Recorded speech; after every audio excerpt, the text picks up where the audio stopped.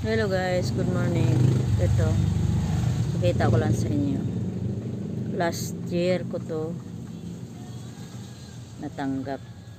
Binigay siya ng regalo ng aking asawa. Yung birthday ko, September 20, 1973. Yan guys. Pero, ang halaga nito guys, mura lang naman. Kaya lang ang problema sa ngayon, napakamahal na pala ng ginto ngayon. Ayan. Isa siyang white gold at pendant naman niya. Gold and white.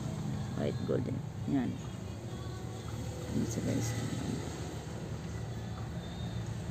Ganda rin to, back to guys. Two-tone to siya. Mag-iisang taon na rin to guys kasi malapit na rin yung birthday ko. Ayan.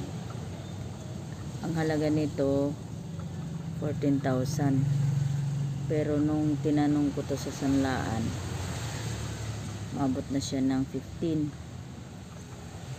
plus kasi ang mahal ng gold ngayon guys, lalo na yung white gold 5 to 50.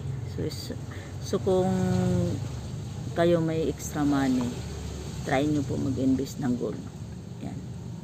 Kasi ang gold tumataas, hindi bumababa. Isa siyang asset sa sarili natin. Investment na anytime pwede mo siyang maging pera.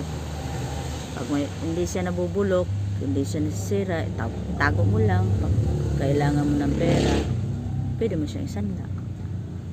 And ito ang magandang investment din kaysa sa mga gamit guys, sa alahas, sa mga gadget, kahit anong gamit, wala. Dito talaga ang bagay sa investment guys. And guys, thank you for watching guys. Bye bye.